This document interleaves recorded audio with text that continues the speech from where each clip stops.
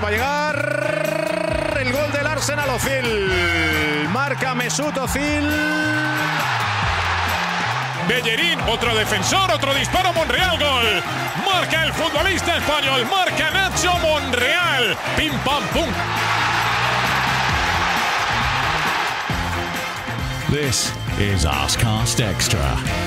Hello and welcome to another Arscast Extra, as always with James from Gunner Blog. James, goodly morning to you. Goodly morning to you, Andrew. How you doing? I'm all right. Do you have a nice weekend? Pardon? I said, did you have a nice weekend? Oh, right. It all sort of it blurred down the line to me. I couldn't hear. I did have a nice weekend. I was clearing out. My mum's moving house, so I was clearing out all my remaining debris from her house that I'd left there. And I found a box full of Arsenal shirts, old replica Arsenal kits from like the last 20 years or so. That I was like, oh, great, why have I put all these away in a box? And then I realised why as I unfurled them all, and they all had names like Van Persie and Fabregas, and even one that had Nasri on the back of it. No, really? Yeah. Oh, I was one of like the 6 people who had a Samir Nasri shirt. That's why they've all been tucked away. Yeah, I always liked that. Wasn't there a great picture of... not long after Nasri left, there was a guy in the stadium who had a Nasri shirt, but he'd sellotaped in paper underneath it, "is a cunt," below the name. That was an option, I guess. Yeah. I don't know what the lesson is. I mean, the lesson is don't get anyone's name on your shirt, really, I suppose, because, they'll only let you down in the end. You know what? I've only bought one Arsenal shirt in the last, I can't remember, 10, 15 years. I bought it via the Arsenal website, and I got a player's name on the back. And I never get a player's name on the back. Can you guess which? I mean, I'd guess Senderos, to be honest. No, not Senderos. A bit more recent, but not much. Bit more recent on the back. Okay, I'll give you a clue. People thought he was fat, but he wasn't necessarily. Arshavin. No, he was actually a bit fat. Yeah, he was fat. He was fat. He was, in fairness. Andre Santos. Correct. Really? Yeah. What's the story behind that? I have no idea. I cannot give you any rational explanation as to why I went on the Arsenal website, paid money for a shirt with Andre Santos on the back. I think it even has the number 11. I don't know what possessed me.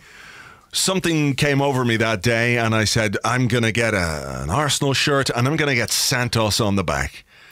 And I wear it sometimes to five-a-side and people look at me strangely. What the fuck? Yeah. What's that? Why would anyone do that? And the answer is, I don't know. Maybe I'm unique. Maybe I'm the only person with an Andre Santos shirt. I think I could be. That's amazing. I mean, I guess these days it probably looks like quite a sort of funny, ironic choice, but at the time, presumably it wasn't. Presumably you just believed in Andre Santos at that point. Absolutely. It was that goal against Chelsea, perhaps, that did it for me. That game where he played so terribly in the first half, and then in the second half came out and he scored quite early into the second half. It was a really mad game, wasn't it? The 5-3 at Stamford Bridge. John Terry slipped, if you remember. That was a fun moment. Maybe it was that. Maybe it was just in the wake of that particular game. I was so imbued with the spirit and personality of Andre Santos that I went out and bought a shirt with his name on it. But beyond that, I couldn't tell you. On paper, he was quite a likeable guy, sort of chubby looking, if not actually chubby, attacking fullback who scored the odd goal. Very friendly, very smiley. It was just that hug, wasn't it, with Robin Van Persie and the exchanging of shirts at half time. Oh, and the constant defensive mistakes that really undid him at Arsenal. Yeah. I think it was much more the latter than the brouhaha over the shirt. Yeah, a little from column A, a lot from column B. It has to be said. Yeah. So yeah, all right. Well, that's fun. What are you going to do with these shirts? I don't know. I mean, I guess I'm going to try and keep them until the wounds have healed. I don't think a shirt with Nasri on the back of it is ever going to be okay. Is it Fabregas? I feel like in the fullness of time, you could wear that again. And, once he's retired, people will forget about, him defecting to Barcelona and then joining Chelsea. But Some people, but the others, I don't know. Keep them under the bed, I can't bring myself to throw an Arsenal shirt away. That's the thing. I can't quite take that step. Yeah, I think I had quite a number because I used to collect them, and as people did. But I think I could be wrong here. But it was Gingers for Limpar did some kind of charity drive where he collected a whole load of Arsenal shirts from people, and they got sent off to somewhere. And I presume there are a load of kids somewhere in the world wearing, one of my old Arsenal shirts with, not with Andre Santos. I kept that one though. It was very special to me. So, of course, couldn't get rid of it. It's one of a kind, probably. Yeah, I must see it downstairs. I get a picture. I'll put it on the up with the podcast or on the Twitter or something like that. So so that's it. Anyway, look, that's the show for today. It's It's pretty quiet, Thanks isn't for tuning it? in. Yeah, it is pretty quiet. It is very quiet. I mean, I really miss football already, and I think that the fact that we've appointed a new manager kind of makes that more pronounced. I think if you said, "Do you want to watch some more Arsene Wenger stuff?" I'd be like, "Oh, I've seen a lot of that," but I'm really excited to see Arsenal under a new coach. So I've been watching. The closest thing I can get, which is I watched England play an international friendly against Alex Iwobi's Nigeria, and then I watched the Arsenal Legends yesterday. So I'm hoovering up every scrap of nearly football at the moment. Yeah. I didn't watch any of that. I'm sure it was quite fun, the Legends thing. I know I saw people, we've got questions. Maybe that's what we'll do for this podcast. We'll just randomly go through the questions, will we, rather than break it up into two parts. People talking about the Legends. Hang on, I'm pretty sure I saw a question here. Where is it?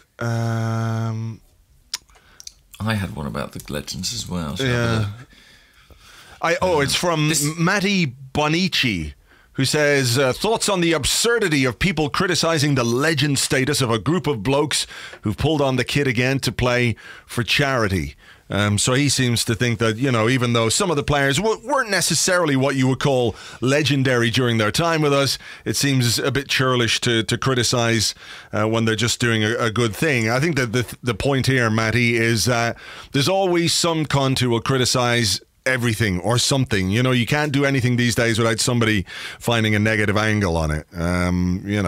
Legends, it's a fluid concept, but what can you call them? Legends and some other blokes? You can't really, can you?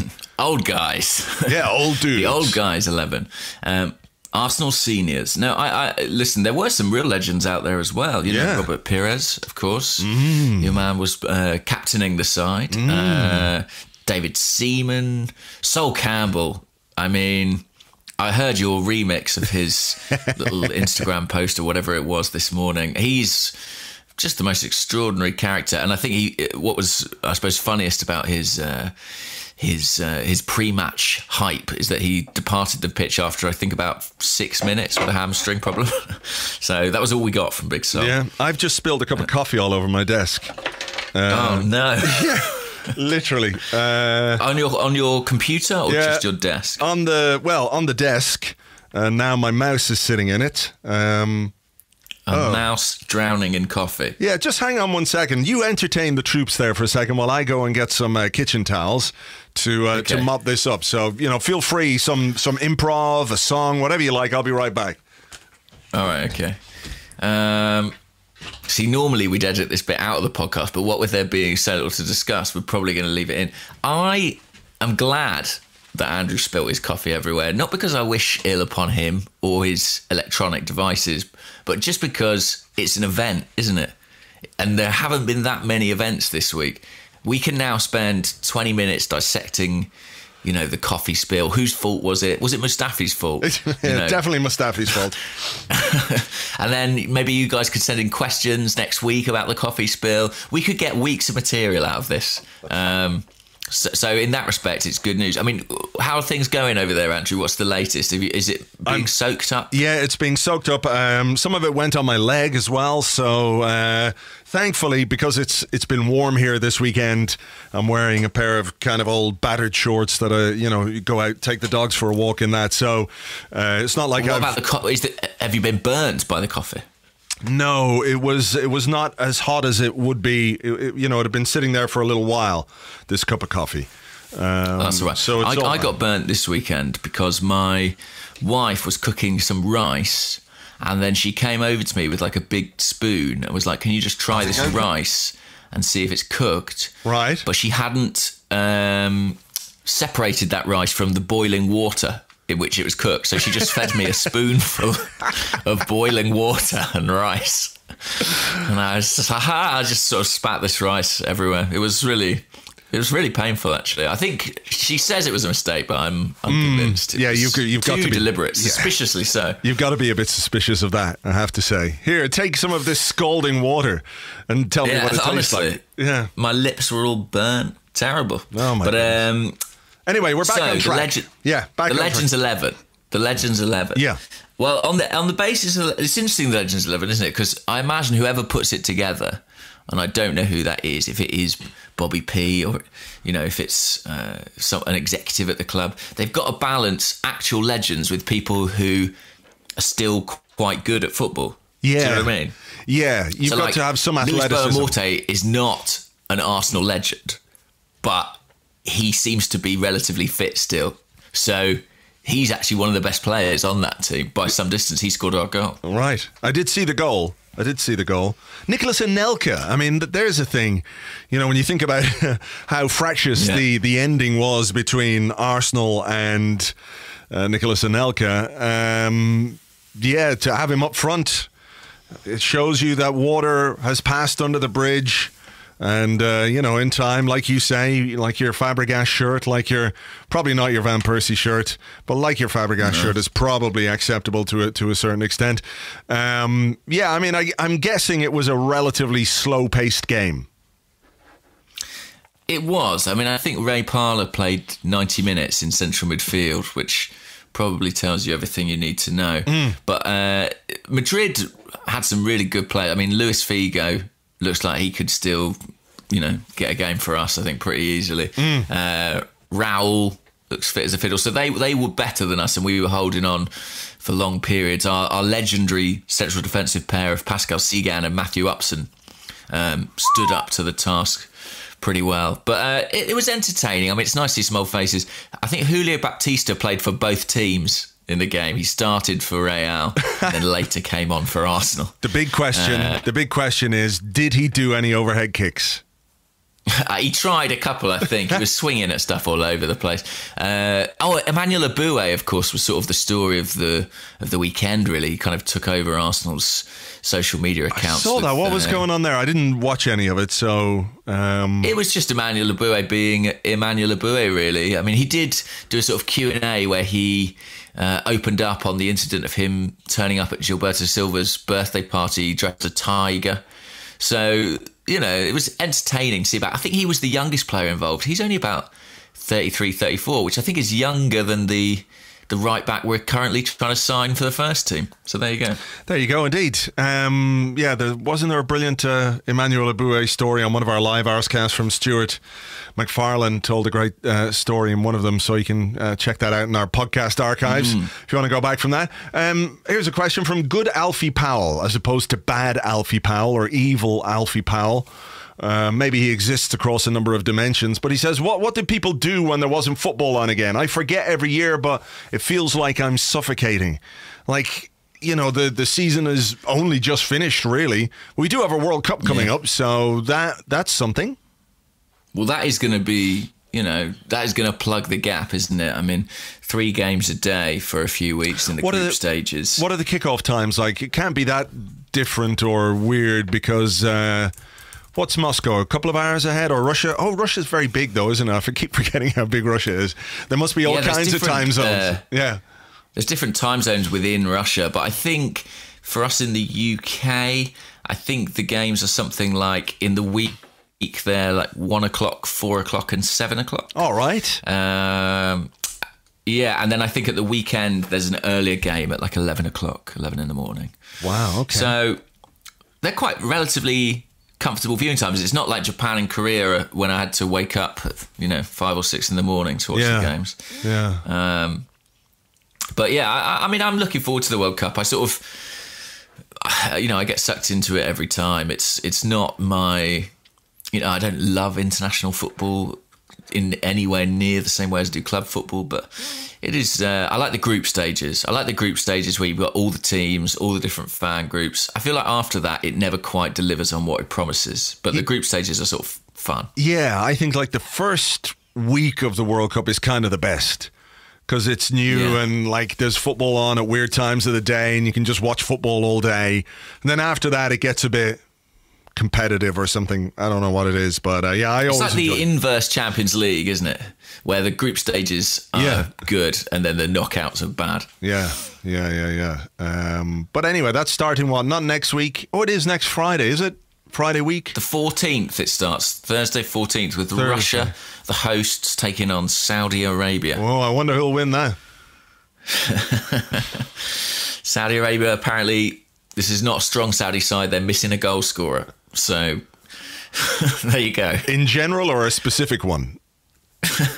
No, in general. In right. general, they really struggle for goals. They did have a goal scorer, didn't they, years ago? They had a guy called Ali Daei. Do you remember Ali Daei? Yeah. He played until he was about 40 for Saudi Arabia, as far as I understand it. But he's 49 now. It's come too late for him. Although I read that Egypt's goalkeeper is 45. Have you seen that? No. Wow. I mean, there is a bit of history with the World Cup for older guys. You remember Roger Milla doing it for Cameroon, didn't he? And he was quite old at the time. I don't remember exactly how. But he's 66 now. Roger Miller is 66 now. What the fuck? Although that was what? Well, was that 1990? It was. Okay. It feels more... 1990 feels more recent to me than it actually is. It's actually 28 years ago. Fuck. Wow, that must be a scary thought. What the fuck? 1990 doesn't seem like the old days, even though it clearly is. It really is now. I mean, the way you know that is that, like, 90s fashion is coming back. That's when you've seen fashion go round and come back again, it means you've lived really long. Yeah. That's how I interpret it. Yep. But yeah, the Egypt goalkeeper, Essam El Hadari, is 45, and assuming he keeps his place for the World Cup group stages games, I think he'll become the oldest player in the World Cup. He was actually once linked with Arsenal. Well, he's a goalkeeper, isn't he? When he was playing in Egypt, he was linked with a move to Arsenal, but they couldn't get him out of his contract, something like that. There was genuine interest in taking him to London, apparently. Really? But there you go. Wow. I mean, of all the goalkeepers we've been linked with... Essam El Hadari. Essam El Hadari, yeah. I don't remember his name. I'm just going to stick his name in the Arsblog search box on the site. No. Yeah, do it. No. I mean, maybe I've dreamt this, but I feel like I remember it. Hang on. 2011. Really? Okay, hang on. It was. Wow. I mean, the first link I found is on... Go on. I've got it. Arsenal.com is doing that weird thing for me where when you try and load an article, it asks you for a username and password. But I found a mention of him in Arsblog in 2008 in a roundup of the day's stories. Arsene Wenger talks about retiring. Wow, that was on... Wow, that was 10 years ago. It was February 2008, about how important Liam Brady is. He denies any move for a 36-year-old Egyptian goalkeeper. And he says that while Cesc Fabregas is fully committed to Arsenal, there are no new contract talks going on. So ominous. Then it's... next line is, William Gallas has ensured Manchester United are not up for the rest of the season by calling them arrogant. Wouldn't it be better to wait till the end of the season to call them names? February 2008. We know how the rest of that season played out. Well done, Gallas. Another reason to put you on my fucking list of the Gallus list. I've probably got a shirt with his name on upstairs. He was conspicuous by his absence from the Legends 11. That would have stuck in your craw, I suspect, a little bit. Yeah. Chelsea legend, Tottenham legend, Arsenal legend, sure thing, whatever. So there you go. Well, look, we have been linked with that goalkeeper, so good luck to him. What about I mentioned it, but you didn't see did you see Alex Iwobi's goal against England? He kind of followed in on a rebound, did he? Something like that? I saw maybe something on my phone, I think a shot was blocked, and then he actually finished it pretty emphatically, I think with his left foot. He actually had a very good game. He started on the right wing for Nigeria, where he's not had his best performances for Arsenal, but he was very tidy and very strong on the ball. And then in the second half, he moved into a deeper central midfield role. Right. And had a much bigger influence on the game and was sort of quite instrumental in Nigeria coming back into the match. They'd been really, really poor in the first half. So, that follows suit a little. I know it's only an international friendly, but it follows suit a little bit with what we've seen in the last few months at Arsenal. I do wonder if when Unai Emery looks at Iwobi, will he see him as a wide attacker or will he see him as a central midfield player? Yeah. Because he tends to do quite well when you put him in there. Well, we have a question from Queen Gunnar at SoFire who says, Arsenal Iwobi versus Nigeria Iwobi. Discuss. I'm very curious to see how he gets on at the World Cup. I wrote a piece about him over the weekend, and I think he's one of the players I think Emery is going to look at or could get more out of. The talent is there. We can see that there's talent there, but it's not consistent enough. He is still only 22 though, so maybe under a new manager with new tutelage and new coaching and everything else, he can provide and produce some consistency with his performances, because he does have a bit of end product. I know people, they'll replay those shots that go out for a throw and all that, but he did get 7 assists last season and 3 or 4 goals, so it's not too bad in terms of his numbers. I think we can get more out of him. Yeah, I saw your point about how many assists he's made compared to some other players in the Premier League, and it doesn't look too horrendous when you shape it up like that. I just think he has got such a natural ability with the ball. I mean, he's so smooth in possession and he's so strong. He's really filled out, I think, since he came into the first team, and he's over 6 foot and he's very broad shouldered. He's got a big backside and he can hold it up. I sound like I'm really enamoured with him, but you do.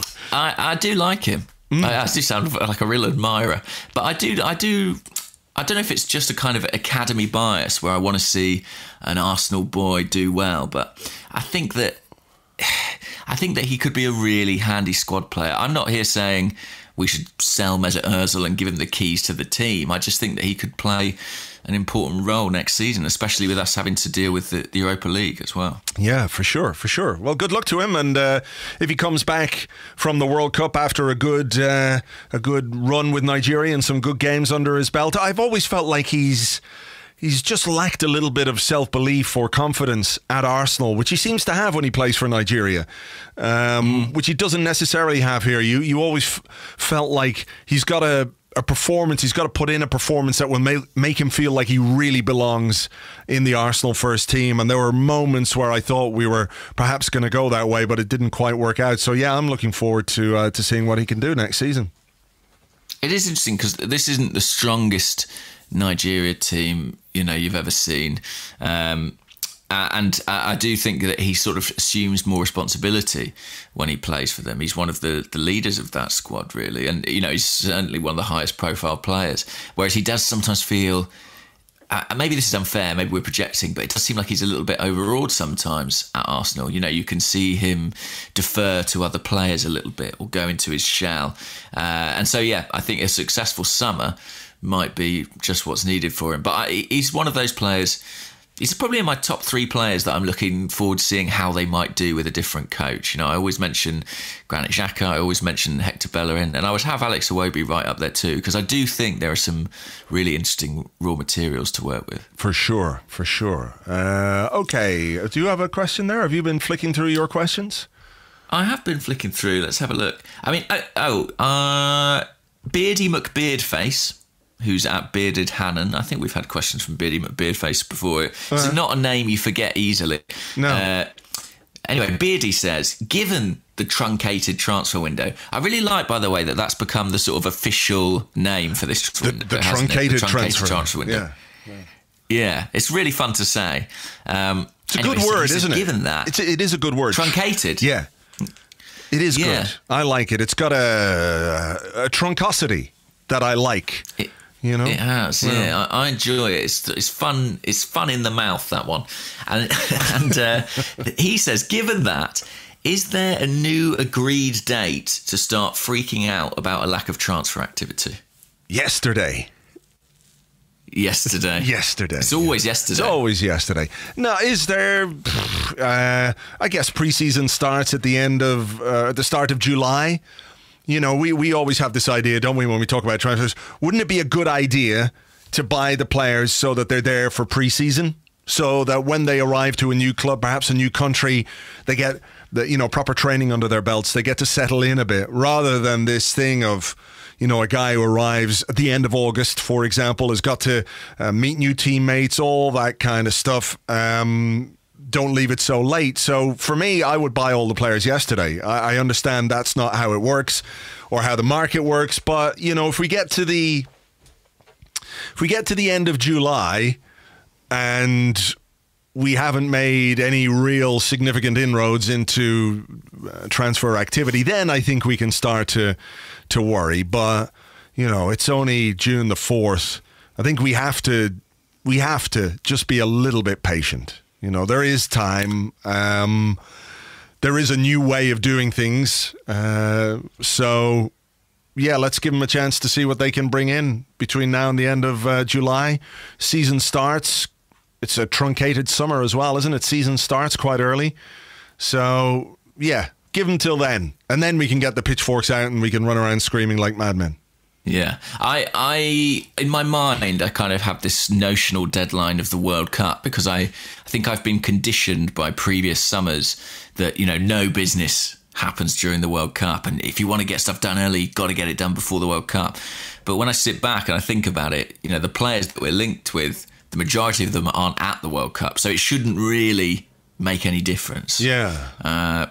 You can sign Stefan Lichtsteiner anytime you like. But for example, on that deal, if he's got a contract with Juventus, that probably runs until the end of June. Yeah. So it's not being announced before July in all likelihood. Well, no, I think he can. I think they can.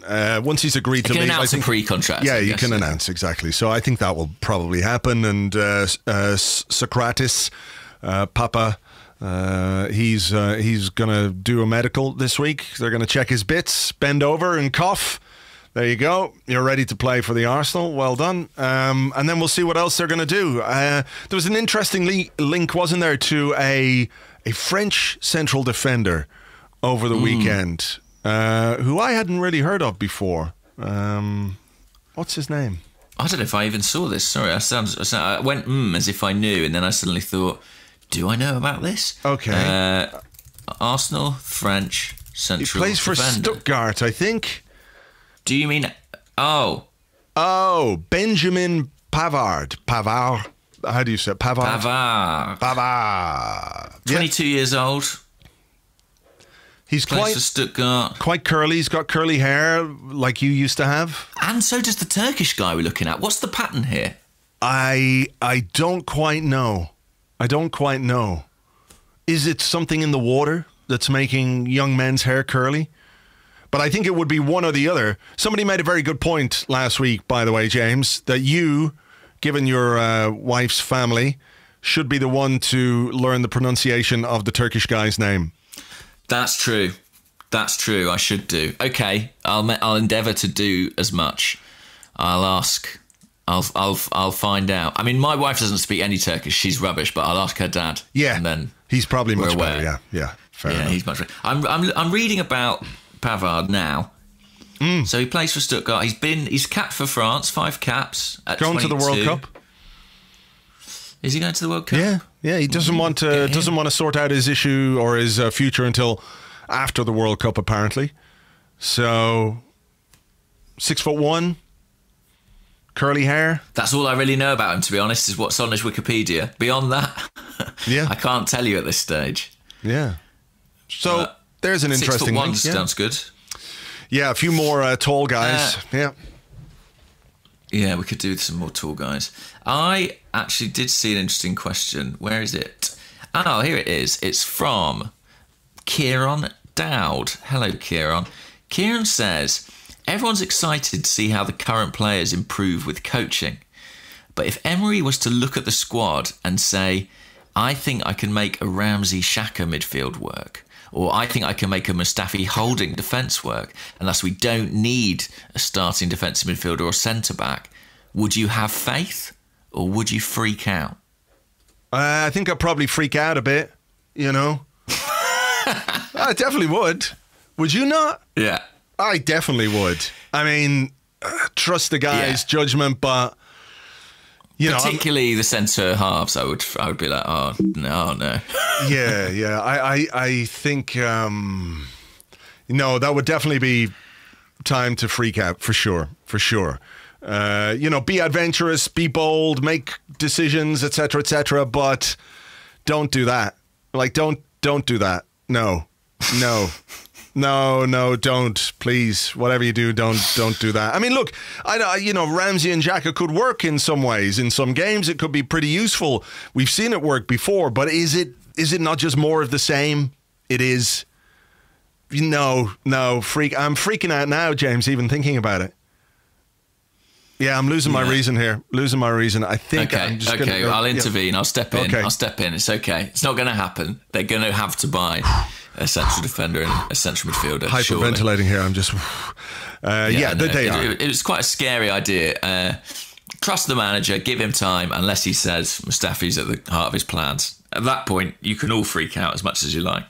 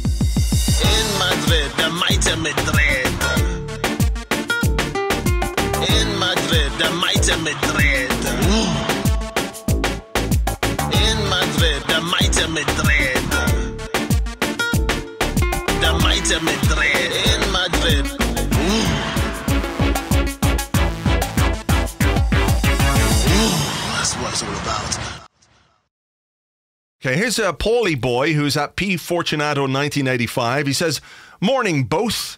Good morning to you, Paulie boy. Morning. Good that's morning. Nice. Yes, it is. Yeah, people, that's nice to have a little bit of a greeting. He said, a few months ago, rather, you talked about Ivan's catalyst for change and the proof being in the pudding. And he says, what kind of pudding has he served up so far, and what do you think of it? So what kind of a pudding? Is it a delicious chocolate pudding, or is it a kind of spotted dick? What's a pudding that has like sponge on the outside, but it's got something inside it? Do you know what I mean? Yeah, like where you open it and stuff comes out. Yeah, it's called stuffing it pudding. Yeah, it's one of those puddings, and it looks really appetizing, right, from the outside. But until we put our spoon through the pudding, we won't know what it's actually like. Yeah. If it's good or not. Yeah, so it's a good looking... Do you understand this analogy that I'm tortuously making? I do know what you mean. It looks fantastic. It looks, it could be like, when you go to a chip shop, and they have, chip shops have gone very modern these days. They all have, certainly over here, they all have kind of screens now, like LG HD screens which show all the stuff, all their menus, rather than the old like signs that they have. But remember, you used to sort of see a picture of a burger, and it would look amazing. It would look all, tall and what's the word I'm looking for here? Succulent and everything else. And then you get the burger home and it's all flat and shit, right? So what we're looking at here with this pudding is a pudding that looks good. It looks pretty good. We have to give him that. The pudding looks good. Aesthetically, it looks fine. But the sponge could be... What's a bad taste off sponge? I mean, what could you miss when you're making a sponge that would make it minging? Like if you what added... could you add by mistake? Sand. You could add sand or Yeah. pepper or something. And then you're filling, whether it's chocolate pudding or salted caramel or something like that, something fancy. I mean, you can get salted caramel everything these days, can't you? It's amazing. Salted caramel toothpaste. It's just everywhere you go, there's a salted caramel version. So let's say Ivan is serving up a delicious salted caramel, but maybe instead of salt, he puts in, I don't know, crushed up Rennies or some kind of suppository. I don't know. Yeah. We have to have a taste. Used. Yeah. The proof is in the pudding, and we have seen the pudding, but we haven't eaten it. Yeah, exactly. None of us have eaten the pudding, so we can't say. But it looks nice. Yeah. Yeah. If you saw it on an advert, you'd be like, oh, I'll go to that shop, or whatever it is. Yeah. But until you've eaten that pudding, until you've ingested it, it's just a picture of a pudding. Yeah. And nobody's any the wiser. Nobody's any the wiser. Well, I need to know about these futuristic fish shops where they sell robot fish or whatever it is. We don't have that here. You don't. Like all the chippers near me now, rather than just have a sort of plastic menu with a, burger and chips or fish and chips, cod and chips and all that, they've got maybe 4 or 5 HD TVs around them, which have all their menu on it and all pictures, and it looks all cool and futuristic. I mean, it's still the same stuff, deep fried and served up to you in a bag, but the presentation... But it's in HD. It's in HD. HD chips. HD scampi and chips. It's the future. I don't think we have that. It's weird. It's like, I don't know. I'm almost annoyed. I'm thinking of emigrating. I mean, this is... Why not? I demand... If you've seen these high-tech fish shops in London, let me know. I want to go to one. Yeah. Yeah, maybe it's because it's a very competitive market over here. You know, there's chippers everywhere, basically. There's a couple near me, so they're trying to outdo each other in terms of, their presentation and how they make everything look. Race. And people still just go in and, batter sausage and chips, please, mate. And that's it. They knew what they wanted before they went in. Do you know what I mean? The screens are almost redundant. Yeah. But it's all for show. Yeah, yeah. Yeah, so there you go. I can't even remember what we were talking about. We were talking about pudding. Yes, the pudding. I think if you had fish in the pudding, that would be quite bad. It would be? Like salted caramel with fish. Yeah, no, fish and pudding. I wouldn't want a fish pudding. Not at all. Not at all. So... Do you think Ivan... almost sounds like you're giving Ivan Gazidis credit. I mean, fair. Are you going to be all right after this? Yeah, I will be fine. Don't worry. Don't worry. I'm prepared to give credit where credit is due. And, so far, we've got, a new coach. We've put the structures in place, etc., etc. Fair play. But we have to eat the pudding. Let's eat the pudding first. Do you think Ivan... do you think Ivan has tasted his own pudding? I don't know. Well, if you're the chef, if you're making the pudding, if you're, you've got to do the taste test along the way. If you're a good chef, to be fair, if you're a good chef, they do say as you go along, give it a little taste. Yeah. It's just after the image of him showing Unai's tunnel last week, I just can't handle this on top of it, really. It's a bit much for me. I could just, he's in the office and he's calling in Raoul. Raoul, I need a meeting, please. And he's like, yes, I think that would go very well with some Sven. And that's the pudding we're getting. Ivan, Sven, and somebody... I was much happier just talking about Alex Iwobi's buttocks, I have to say. Yeah. Much more comfortable. Yeah. Okay. Somebody, what about Raoul and Sven? Someone found a better acronym than the IRS? Yeah. Surely not. I did. I can't remember what it was, though. I think it could have been SMEG. But that takes us down a very different... Yeah. a very different path. Rabbit hole. Yeah, that we don't really want to go down.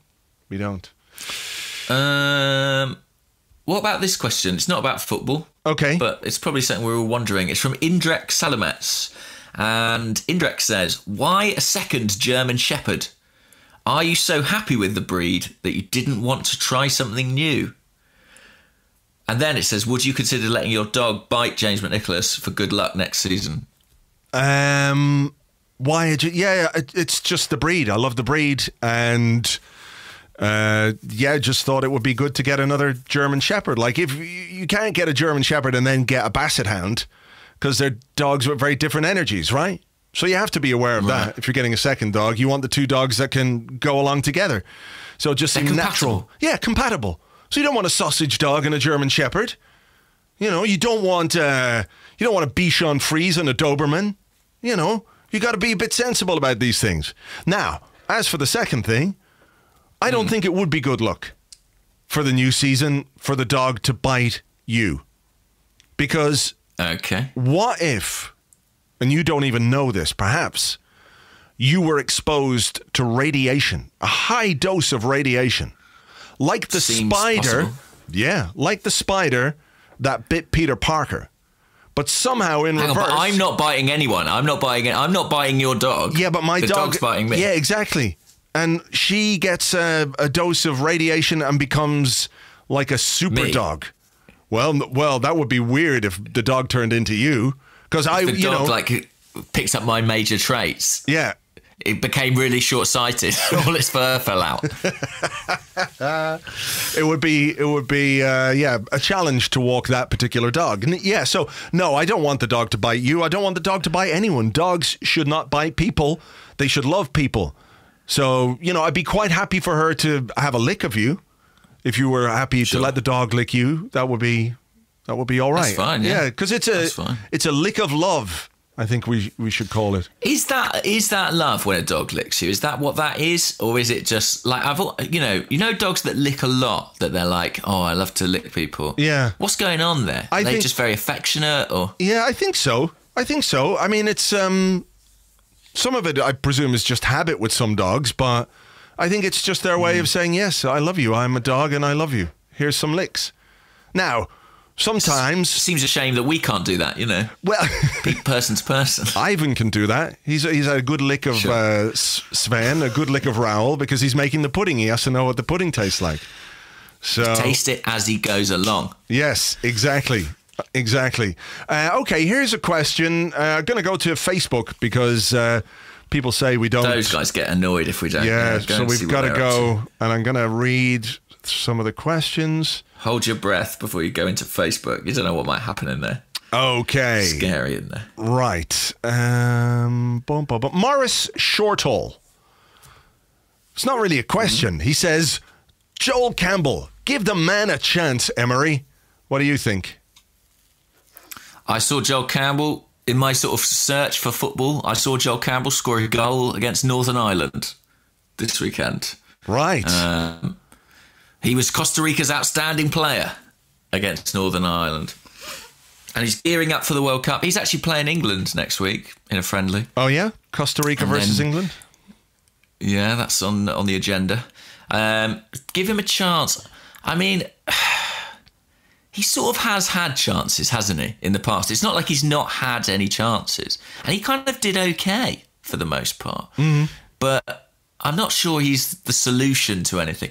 A lot depends on Danny Welbeck. If Danny Welbeck isn't going to sign a new contract, I think there is a convincing argument to let him go and then let Lucas Perez or Joel Campbell or Eddie Nketiah sort of fight it out for that third striking spot. But as it is, I mean, I can't get too excited. I can't get too excited either way about Joel Campbell. I'm not desperate for him to have a chance, and I'm not desperate to sell him. I'm just sort of... He's had so many loan spells that he doesn't even really feel like our player anymore. Yeah, he didn't do particularly well on his last loan spell. Maybe he was injured, but I think the Joel Campbell ship has sailed. That would be my take on it.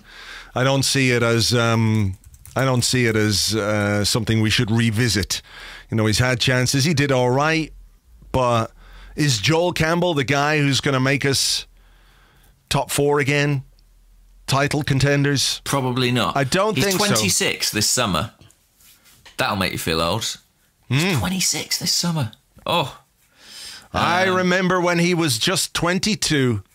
It was... Yeah. Seems so long ago now.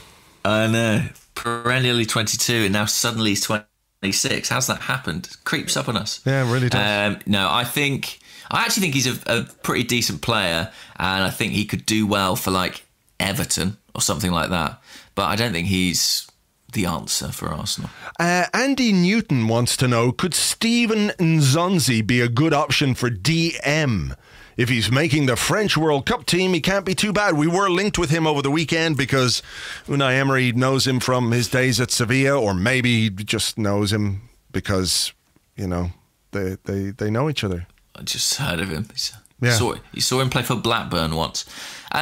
He's kind of the right... I mean, I think he would be an interesting player to sign. What would count against him? He's very much in that Mkhitaryan, Papastathopoulos, Aubameyang age bracket. He's 29. So I think that would raise a few eyebrows, bringing in another player, another sort of core first team player at that kind of age. And I think that will probably count against him. But I mean, I think it's a bit late. I think if you were going to bring in Nzonzi, you probably wanted to do it 2 years ago. You know what I mean? Yeah. If you wanted to bring him in, you know. So... Yeah. Do you want to bring him in? I don't. Like, it would feel a bit underwhelming to me, to be perfectly honest. But, you know, who am I to, beggars and choosers and all that kind of stuff? I don't know. He was very good against Man U last season in the Champions League. I mean, he's a good player. He's undoubtedly a good player, but I just feel like it would be another short-termist move and another slightly unimaginative one. Perhaps. Yeah. I don't know much of how he, much of what he does. You know, I'm looking him up here on Squawka, you know, to get his stats up. So right, pass completion doesn't seem to be working. Defense, interceptions. Yeah. I'll tell you what, I did see some interesting stats the other day, while you look that up, about Socrates, the Greek centre-back, who is always spoken about as a very rugged player. But this was someone, I think it was on StatsBomb, who'd done a sort of rundown of European centre-halves and looking at whose passing was the most progressive. And he actually fared very well in that regard. So one can imagine that, you know, if you're looking to replace potentially Mustafi, you want someone who can pass the ball forward and, you know, between the lines. And it seems that Socrates can actually do that. So that might be partly why we're interested in him. Just a little tidbit. Did you find Nzonzi's stats in here? Yeah, like this is his stats for last year.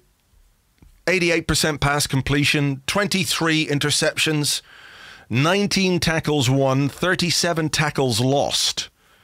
I don't know how does that compare to... How do you lose a tackle? Does that mean you go in for it and you basically don't get the ball? Yeah. So I'm comparing him to Granit Xhaka. Compare him to Granit, yeah. Okay. Yikes.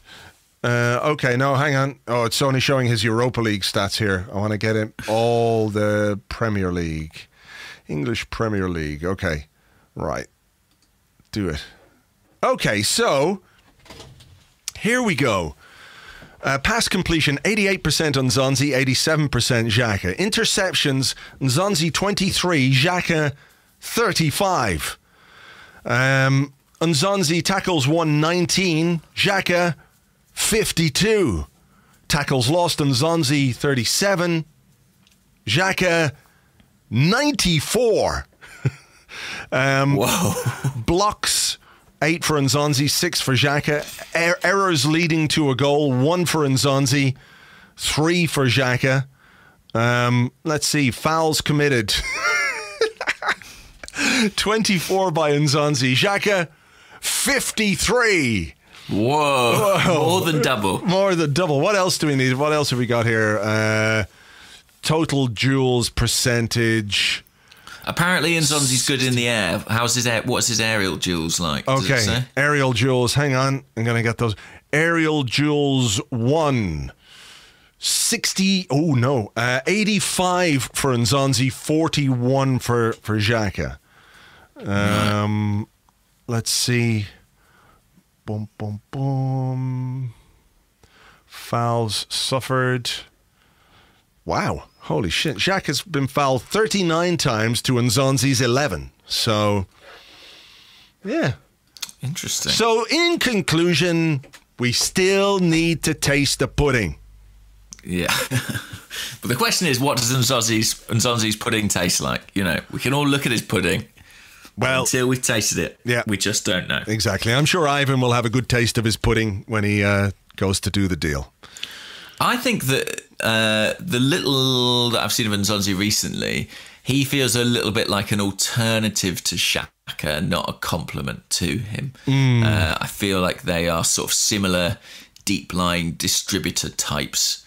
One's just sort of taller than the other. Yeah. Yeah. That's what I'm getting from that. My overriding feeling is someone better than that, please. I don't know who it is, but just someone better, if you wouldn't mind. You know, make it happen. They're working on it, I'm sure. Yeah. They're working on it, I'm sure. What other questions have we got? In recent blah, blah, blah, blah, blah, blah, blah. Oh. Right. No, I saw a question and I was like interested in it for a bit. And then I lost complete interest in it. I'll do it. I've started talking about it, so I'll do it. It's Glenn Miller. I'm not slagging off the question, Glenn. You'll see why I decided against it. Glenn says, following on from today's blog, what do you think Anelka's legacy would be if he'd spent his career at Arsenal? I was lucky enough to chat to Lee Dixon about him once, who said he was totally unplayable in games and training towards the end of his time at Arsenal. He was brilliant. Really, I mean, I think he's a player who did not fulfill his potential.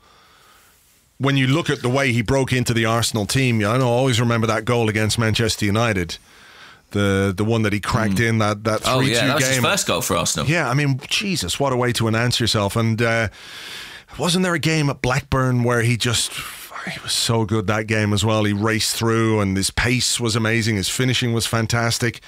You know, I think his issue was his character. And it shows you how important all the ingredients are. You can be an amazing player, and if you don't have the right character, then you're not going to fulfill your potential. Similarly, you can be an average player, but if you've got character and if you've got drive and ambition and are prepared to work hard, you know, you can make yourself really successful. Like, I guess a good example of that would be David Beckham. Not very quick.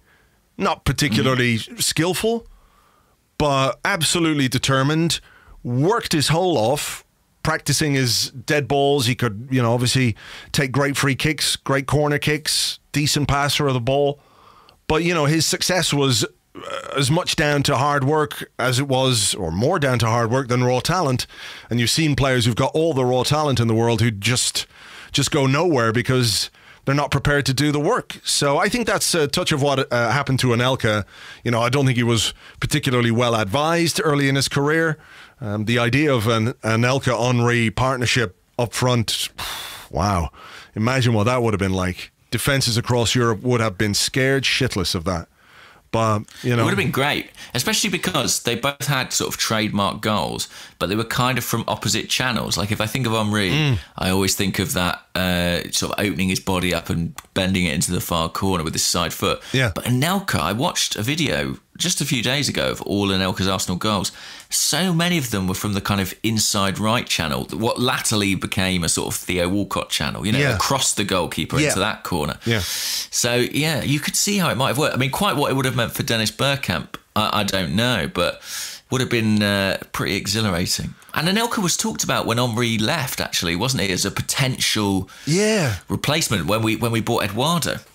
Yeah, are we going to get Anelka back? And where did he go? Went to Chelsea or something, didn't he, at that time? He did go to Chelsea, yeah. Yeah. Did. Anyway, here's a question from Adam, who's at Jovo558.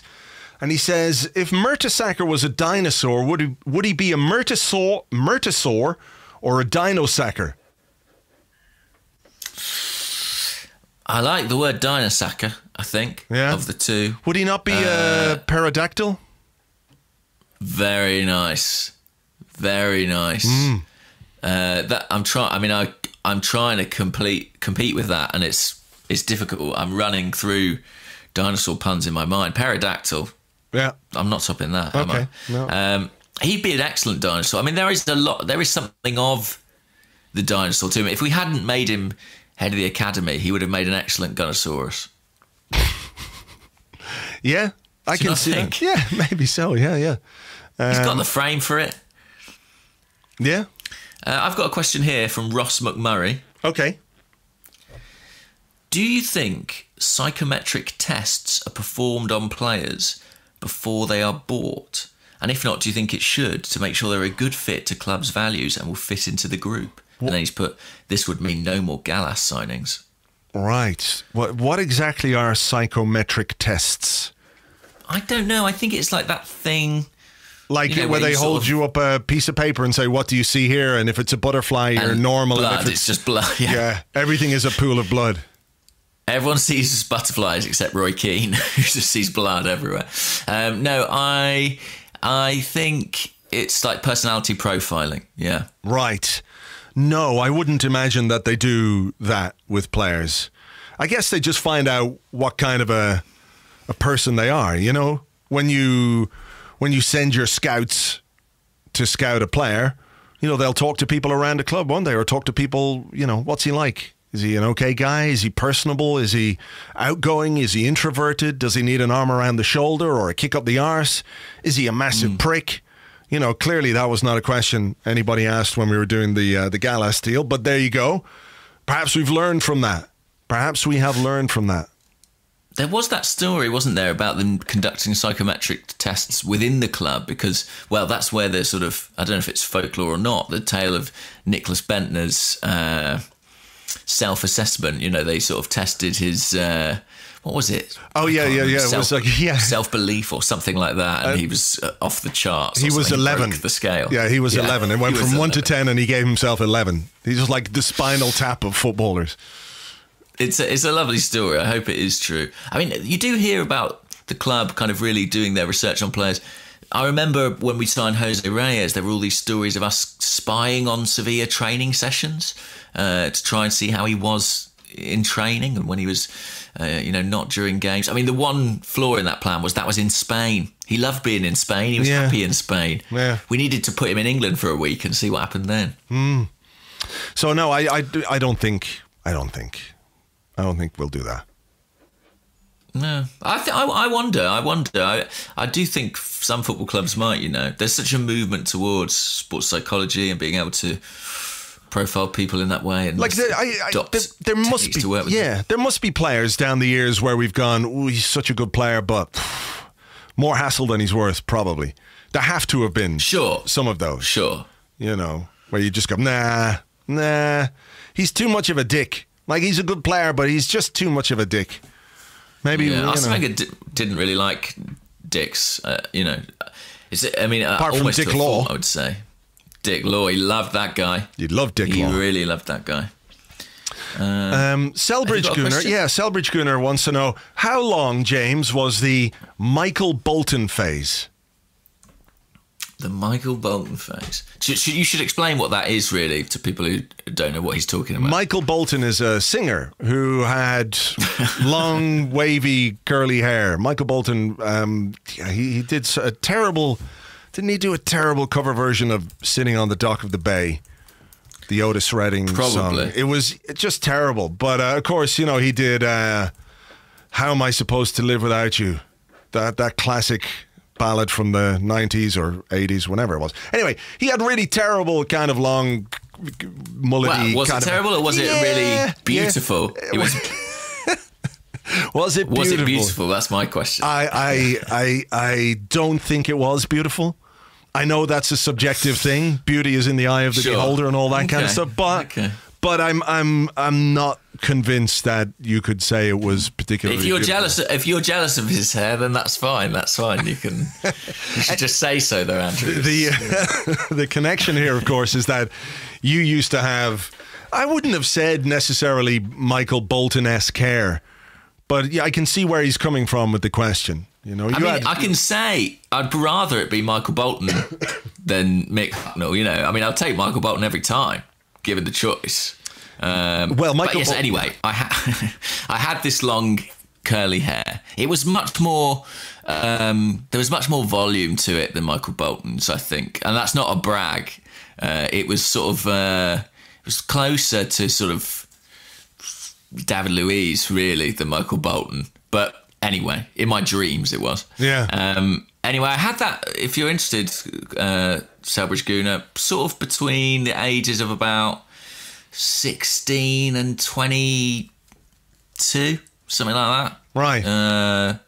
Right. I mean, of all my life choices, that's probably one that requires closest examination. But I think I was trying to make some sort of point, but I don't know what it was. I think I know what it was. I think I know what it was. You know, go on. We know you're an actor, James. Sure. With ambitions to do it on the biggest stage. Yes. You know, to perform, to showcase your innate talent. And what better way is there to do that than in a Timotei advert? I think that's what you were after. Yes, I guess so. Do you remember Spurs had a player called Timotei Atuba, the left back? Did they? I don't know if he was the shampoo magnate, but right. As well. Wasn't there a Timofte who played in the World Cup in was he Romanian? Very possibly. I think very possibly. Hang on. I could be right here. Because didn't he's a Romanian footballer. I think he's the guy who missed the penalty in the World Cup in 1990 when Ireland beat Romania in the round of 16 or whatever it was to reach the quarterfinals. Packy Bonner was the Irish goalkeeper. Yeah. So yeah, there you go. One day, James, you will be able to, if you get the wig now, because you can't do it with your real hair, let's be honest, you're not going to be able to do it with that anymore. No. But maybe a wig, and you could wear that lovely long flowing gown that the Timotei lady always wore, hair out behind you, sunlight, kissing your beautiful face, and people will buy Timotei. Yeah. I could do a Regain advert maybe, or something like that. Do you know what I mean? Like one of those adverts for like a hair product. If it worked, I could do the before. They'd have to get someone else. They'd get Michael Bolton in for the after or whatever. But I could do the before. Right. Yeah. Okay. Any more questions? Yeah, I've got one. Have you got one? I've got one small one. If you've got one, feel free. No, you go. Right. We'll do one to finish it off. It's from Justin Cowley, who is called @nonsplodge, which is onomatopoeic in a way. He says, this is Puma's last year as kit manufacturer for Arsenal. Do you have any idea beyond the media speculation? That's another good word. It's up there with truncated. Truncated speculation. Sounds like a medical complaint, doesn't it? I'm sorry, Mr. McNicholas. You've got a truncated speculation. I've actually had that. I'm pretty sure you have as well. But he says, beyond the media speculation of it being Adidas, do you know who our next sponsor will be or kit manufacturer will be? And what's your favourite Arsenal kit of all time? Well, a lot of people are saying Adidas, aren't they? I mean, I have no knowledge one way or the other. Do you? Yeah. Oh, right. I do. Are you allowed to say? Yeah. Go on then. It's going to be Adidas. There we go. Yeah. Confirmed on the podcast. If you listened this far to this podcast, I think that's the least you deserve, really. That little exclusive. Yeah. That's what I'm told anyway. I'm told it's all done and dusted, basically. So that will be... What is your favourite Arsenal kit then in history? I am very fond, obviously, of the 1979, the yellow and blue away kit. I have to say, that's probably my favourite. It's why I hate all the away kits when they do blue and green and different shades of blue and other blues. It drives me mad. Just give me the yellow and blue. I like that. I like it. I just like it. I want that. I do like that as well. I have to say though, I thought I did quite like the black kit this year, the black and pink. I thought that was one of the few occasions in which Puma didn't disgrace themselves. So I enjoyed that. Yeah. What's your favourite kit? Well, I really like a lot of the yellow and blues. I like Actually, there is a blue kit I do like. It's from the 90s. It's from like 96, 97. It's a blue away kit with a lightning bolt down the front of it. Do you know that one? Yeah, I know. I don't like that. I don't like that because my memory of that kit... You can't get on board with any blue, can you? No, my memory of that kit is Robbie Fowler scoring a hat-trick against us in 3 minutes at Anfield, and I think we were wearing that kit that day. So that's really my only memory of that kit, and it's a bad one. What about of the home kits, though? Because that's harder, isn't it? Because, obviously they're kind of closer, usually. Is there a home kit you particularly liked that you thought nailed it? I liked the one, maybe around 95. Who was on 95. It? Was it still? Yeah, it was maybe the first year Bergkamp wore the home kit. That would have been 96, would it have been? Yeah. 96, 97 he joined, did he? Or 95, 96? No, 96, 95 I think he signed. Yeah. That's like an old Nike JVC combo. Yeah. It had a collar. A white collar, maybe. It had a collar. And you got the stripy... I think that's 95, 96. Yeah.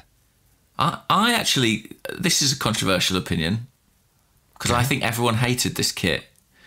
But I quite liked... I don't know why. I think it's just I loved that team.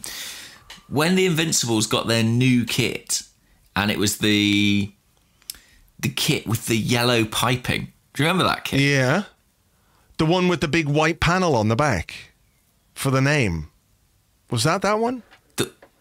The one that had...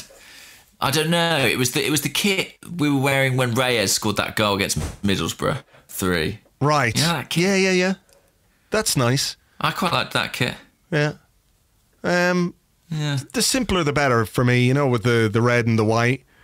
I'm a sucker for the hoop socks, though. Bring back some hooped socks, proper hooped socks, and I'm on board with that. We haven't had hoop socks since 95, since that kit you mentioned that you really liked. Well, then I think we're overdue. We're overdue. Stripy hoop socks. They can be fattening for your legs. Really? We should just wear black. Black is slimming, of course. Horizontal stripes. Yeah, just wear black. Always wear black. All right. Okay, That's well, look. I think we're going to leave it there. Thank you, everybody, for the questions. Hopefully some stuff will have happened before the next Arscast Extra next week. Thank you as ever for listening. Hope you enjoyed the show nonetheless. We'll deal with the real stuff when it happens. In the meantime, what can we do? We can only work with what we're given. And hopefully this particular Arrow pudding was tasty to you. I hope that's the case. Yeah, let's hope so. I mean, everyone, if you're going to take a pudding hourly, you want it to taste good to your ears. Yes. All right, folks, we'll leave it there. We'll catch you on the next one. Cheers. Bye-bye.